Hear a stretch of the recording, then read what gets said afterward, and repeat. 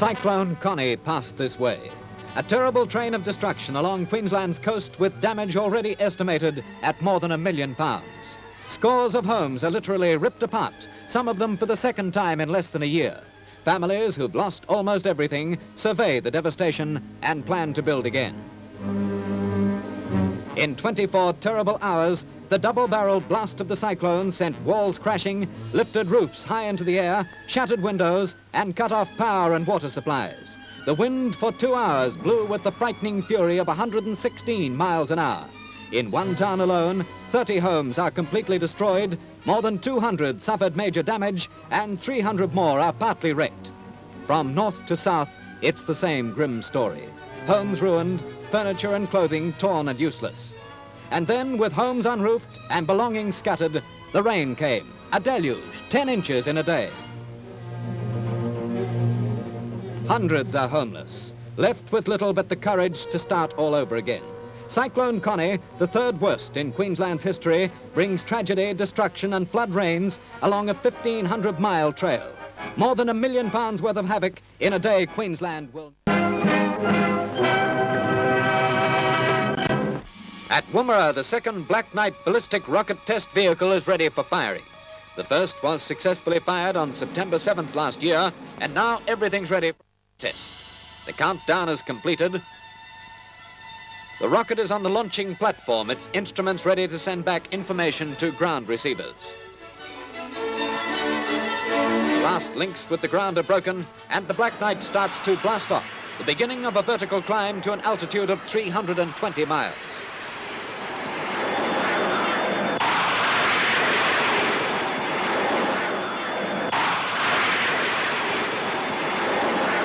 Black Knight, a rocket designed to provide scientific information, soars high above the Australian desert. A successful firing with a range that's still top secret.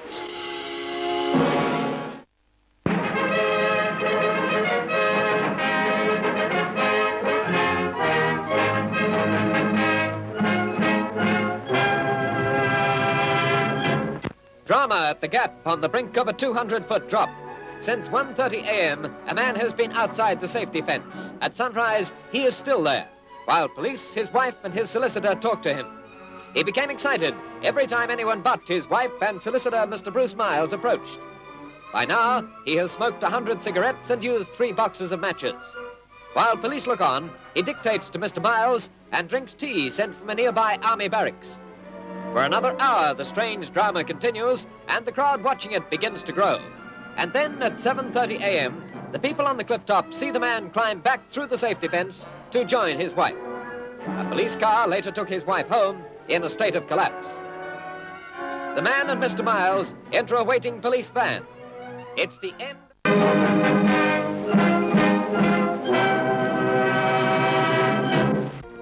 Armed police stage one of the biggest manhunts in Australia's history as they seek Long Bay escapees Simmons and Newcomb. The search concentrates in the Mona Vale area following a store robbery. Then a fortnight after the jailbreak, a woman sees Newcomb with a car near the main gates of Centennial Park. A police car rushes to the scene and Newcomb gives up without a struggle. He is charged with murder of an Emu Plains warder, 3 robberies, and escaping from custody. Newcomb, aged 20, is immediately taken to the Criminal Investigation Branch for questioning. He gives police information and a squad of detectives goes to the showground to look for a hideout the 2 escapees had used for more than a week. The hideout is in the center of that stack of 50,000 bags of corn. Police say Simmons and Newcomb removed sacks to make a cavity in the pile and used wooden planks and 10-foot water pipes to hold the sacks in position on top of the cavity. Simmons and Newcomb both left this perfect hideout in search of food after they'd been here for a week. Newcomb was captured 2 hours after leaving the showground. But for Kevin John Simmons, the police hunt is still on.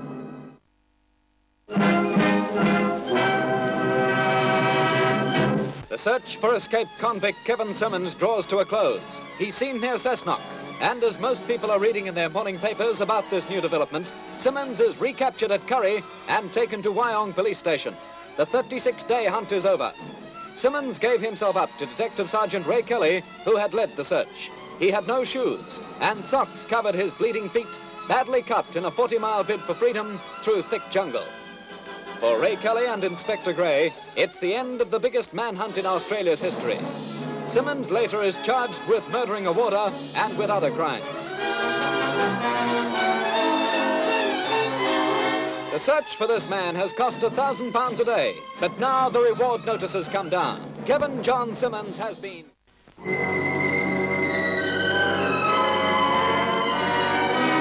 In the McDonnell Ranges in Central Australia, a world-famous Aboriginal has gone to his last resting place. Albert Namatjira, who died of a heart attack in Alice Springs Hospital at the age of 57, has been buried in a tiny cemetery among the rugged mountains that he loved to paint.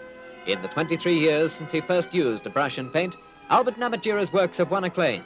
The Queen accepted a painting from him during her Australian tour. A native Australian capturing on canvas the almost unbelievable colours of the hills and ranges of the centre of the continent. These are his works, works which will live on for centuries. For Albert Namatjira, the most famous son of the Aranda tribe, has left his own memorial, his paintings of the land he loved and the ranges where he now lies.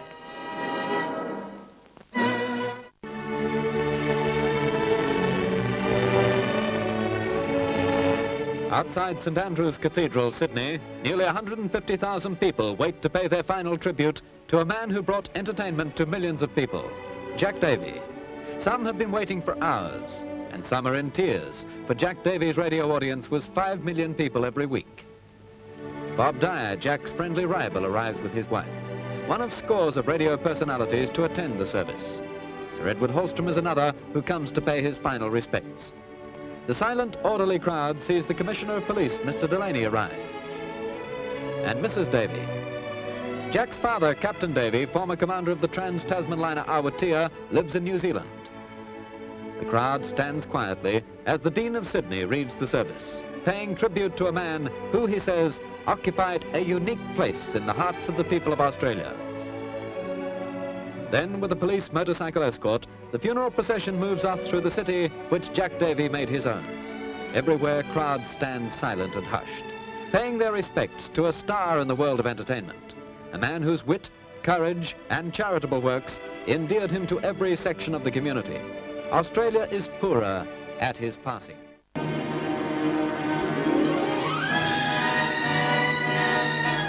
In Brisbane, Princess Alice attends the crowning of the Derby and Joan Queen, Mrs. Sutherland, the oldest Queensland-born person still living in the state. The Lady Mayoress, Mrs. Groom, is there too. When Mrs. Sutherland was born, Brisbane was part of New South Wales, and a year before, the colony had celebrated a big event. Its population had reached 1 million. 50 years later, it was a little over 4 million. And now Mrs. Sutherland has lived to see another great event in Australia's history, the arrival of the 10 millionth Australian citizen. Today's Australians are born into a far different country to that which Mrs. Sutherland knew, a modern land whose vast distances have been conquered by jet aircraft, a country of huge industries and the world's greatest producer of wool. Australia's future is in the hands of the babies of today. We are the first 10 million. They are the first of the next. And if one of these youngsters lives to be 100, as Mrs. Sutherland has, what changes will he see? Let's hope the pageant of the next century is even more glorious than the last.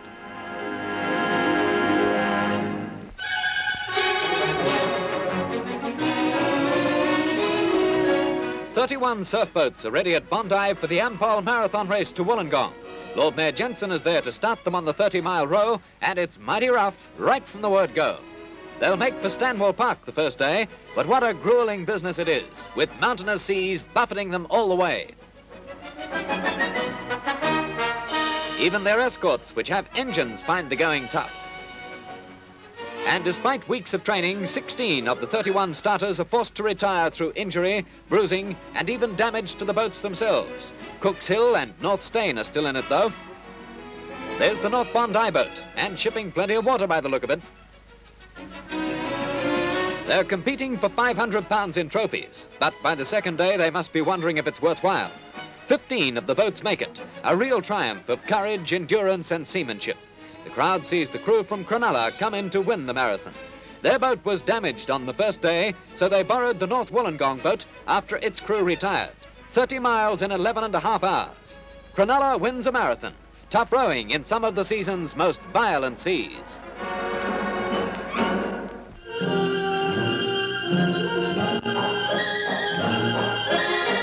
Send up a blurry smoke signal, boys, and get the news to the fellas on walkabout. Everyone's getting ready for the biggest and most colourful procession ever held in the Northern Territory.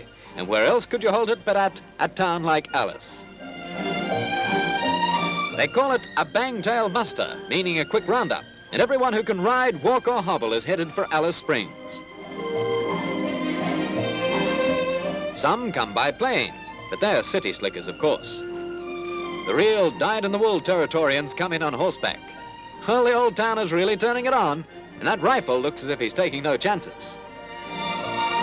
My old Aborigines must have got that smoke signal, but don't worry, the spears are for the corroboree. They're bunging it on for the bang-tail muster.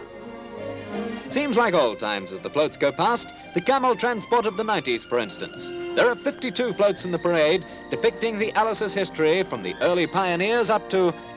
well, no, actually, no ship has ever called here. There'll be a week of festivity, and they hope to make it an annual affair.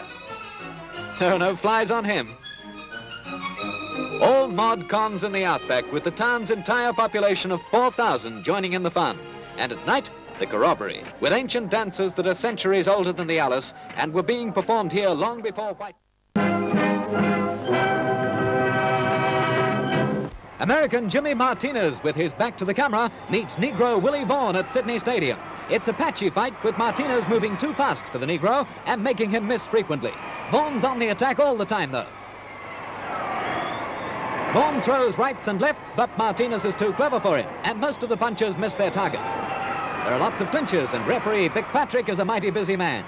Both men are wary, flicking out long leads and then moving smartly in close to bottle each other up. Vaughan continually bores in, crouching low, but Martinez is too elusive. Come on, why don't you get stuck into it? Well, they must have heard him. Vaughan tries to bustle Martinez to get through his defense, but the fast-moving American has his opponent constantly off balance, and a lot of punches hit nothing but air. Vaughan pushes forward, but once again the American skips clear. A glove lace is undone, and Patrick ties it up. Past your bedtime, dearie? The final round and nothing between them. Vaughan tries desperately to nail his opponent, but Martinez is still boxing far too cleverly to be caught. He's standing right up to Vaughan now, and they exchange punches at close range. But they're both pretty tired, and the blows lack sting. There's the final bell, and Patrick crowns Martinez, a narrow points winner in a fight that was close all the way.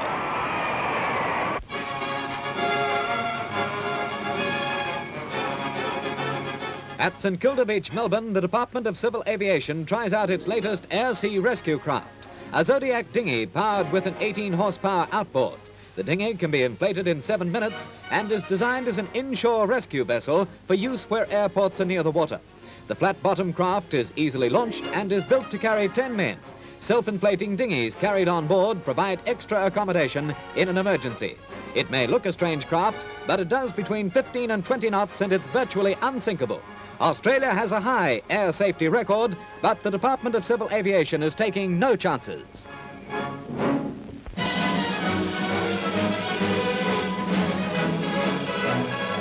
Champion milers Herb Elliott, Merv Lincoln and Albert Thomas start in an invitation mile at the Sydney Athletic Field, and there's a crowd of 700 to see the world stars in action. Elliott ran in Melbourne the night before and arrived by plane only a few hours prior to today's race. The track's dead as junior Bob Bagg sets the pace for the first 2 laps, with Herb Elliott running 4th. His plane for Melbourne leaves in half an hour, so he'll have to hurry. Nearing the final lap, Lincoln is moving up 2nd, with Thomas and Elliott close behind.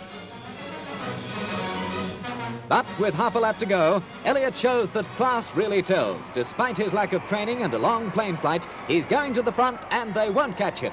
It's Elliott from fellow Victorian Lincoln with Albert Thomas at New South Wales 3rd. The time, 4 minutes 7 seconds, is 12 seconds outside Elliott's record. An easy win for the world's fastest miler.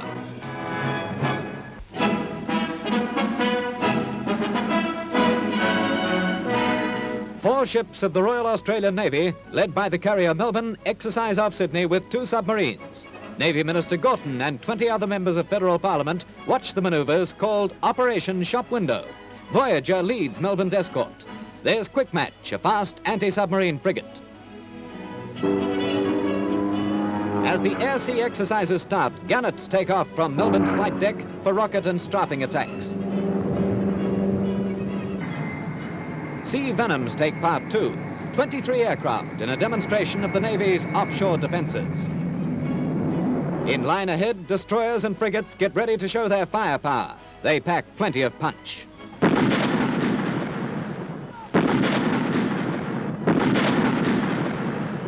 The British submarine Telemachus is there too, providing a target for anti-submarine maneuvers and getting gunnery practice herself.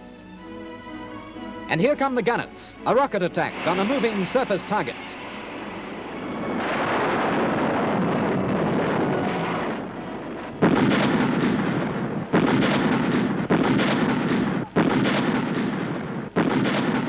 Australia's Navy may be small, but the ships have every modern weapon and the crews are trained to the minute. Fast ships to protect the coast from submarines, gannets and sea venoms to attack any enemy far from our shores. Operation Shop Window shows politicians that the Royal Australian Navy has lost none of the efficiency which won high honours in 2 world wars.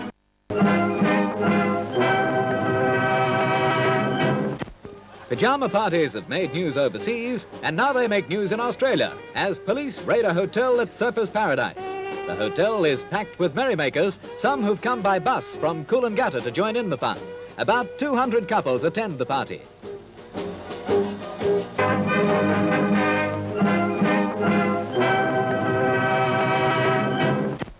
Pyjama parties have made news overseas, and now they make news in Australia as police raid a hotel at Surfers Paradise. The hotel is packed with merrymakers, some who've come by bus from Coolangatta to join in the fun. About 200 couples attend the party. Invitation is by entree card only, but it seems there are plenty of cards, and the dancers, young and old alike, are having a whale of a time. A previous party was raided by Brisbane licensing squad detectives, and outside the hotel, some 500 people wait for another raid tonight, but the guests just couldn't care less. In fact, it's all quiet, except for the band and the rock and rollers, until 10:25 p.m. Then 10 police move into the hotel. They stay for an hour taking names. It's as much fun as the pyjama party itself, and the police face a barrage of comments. A few bottles are confiscated. Blow me down, they won't even let a fellow finish. Not that he isn't a trier all the way. The raid ends after midnight, and then there's another one. But the pyjama party just goes on and on.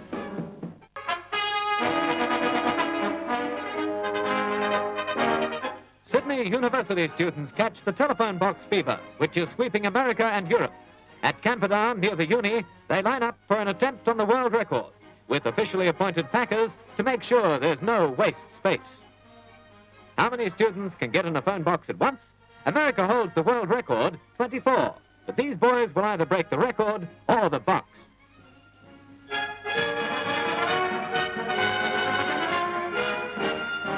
And they've done it, 25.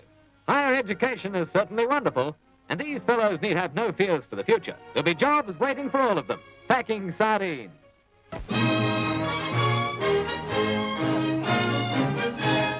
British helicopters over Sydney, 3 of them flying in from the carrier Albion as she approaches the heads. And here come some of the Albion's planes, writing her initial in the sky in a perfect demonstration of precision flying. Albion, with the destroyer Cossack, has visited New Zealand and Hobart and carried out exercises off the coast with New Zealand and Australian ships.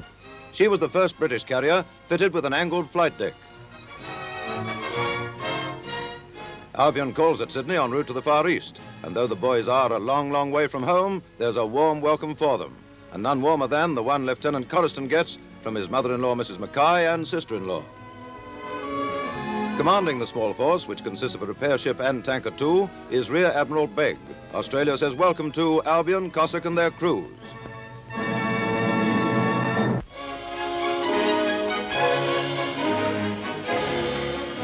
This is Melbourne on a Sunday afternoon. but the streets are deserted on purpose. This is a city after atomic radiation, a dying city, with the last stragglers being cleared from the streets for the filming of Neville Shute's novel, On the Beach. Except for the directors and camera crews and their assistants, Lonsdale Street is bare. And then at the entrance to Queen Victoria Hospital, the extras line up to receive their issue of poison pills. In the film, this is the only alternative to a slow death from radiation.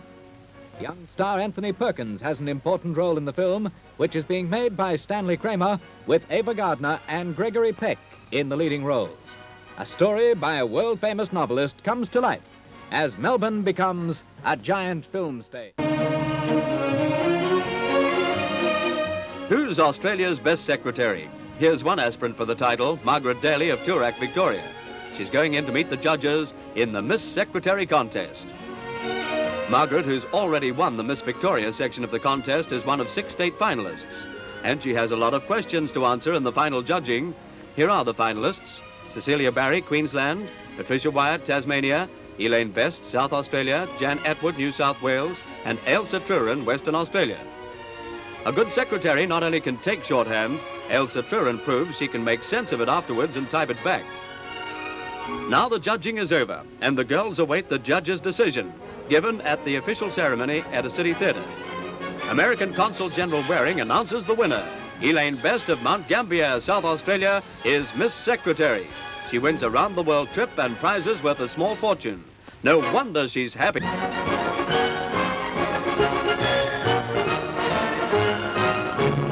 A field of 22 goes to the post for the Caulfield Cup, with the top-weight Sir Blink second favourite. A crowd of nearly 70,000 sees the start. There goes Fox Mara, another warm fancy. It's an even start with horses on the outside going fast to take up good positions. Ringleader, Young Idealist and Webster are the early leaders, with Bardshar prominent and Smoky Jane going fast near the rails. Sir Blink is well up, with Regal Wench, Dow Street and Dark Spot in good positions. Ringleader takes over as pacemaker when they settle down, but there's not much pace on. The favourite Trellios is well back and seems to be in trouble. At the home turn, Webster and Ringleader lead, with Regal Wench, Nethergold and Smoky J next, then Sir Blink finishing well, and Trellios is bullocking his way through the field. Half a furlong to go, and Regal Wench dashes to the front. Sir Blink is flying with Trellios and Amanella, but it's Regal Wench by a neck to Sir Blink with Trellios third. The outsider has stunned most of the crowd. A 25-to-1 shot, which gives 21-year-old jockey Dyer a win at his second ride in a Caulfield Cup. Regal Wench, first outsider to win the Cup for 13 years.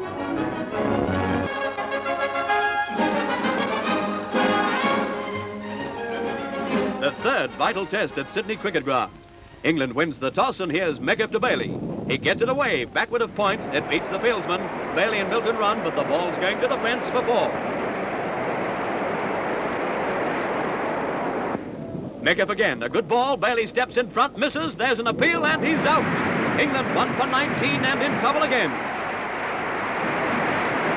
Mr. Menzies and State Governor Sir Eric Woodward are here. Davidson to Milton now, and watch Meggiff take a splendid catch. England 2 for 23, and Captain Peter May again faces a crisis. Davidson to May, and an off drive just gets past O'Neill. There'll be 2 in this. May and Graveney at 68 for the third wicket.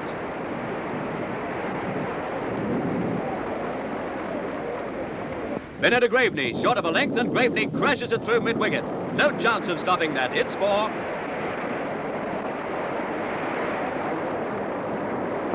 Nearly 50,000 to present as Benno bowls again. Graveney snicks it, and Harvey takes a catch wide and one-handed.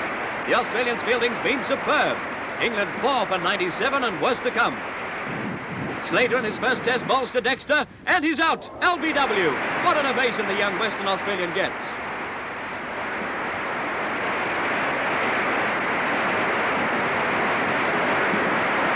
England is 6 for 190 at stumps. The second day it's wet. Tens of thousands wait for the gates to open. Australian captain Benno wears a coat as he makes his first inspection. There's no play until after 4 o'clock, and there are only the proverbial 2 men and a dog on the hill. Australia needs quick wickets to get back on top. Benno to Laker, and Harvey takes a fantastic catch at slip. Critics say it's one of the greatest ever.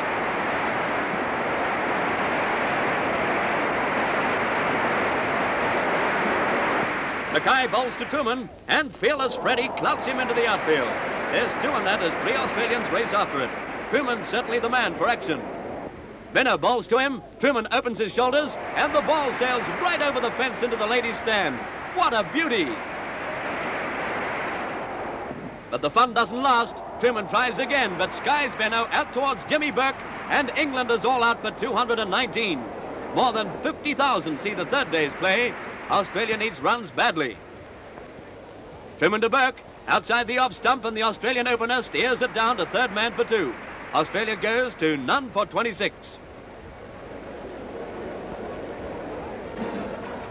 Then Laker comes on, and Burke flicks one straight to Lockett, short fine leg. England is fighting back, and it's not long before Harvey, too, is back in the pavilion. Then Favell joins O'Neill. He takes 2 from this one off Laker. It's a valuable partnership for Australia.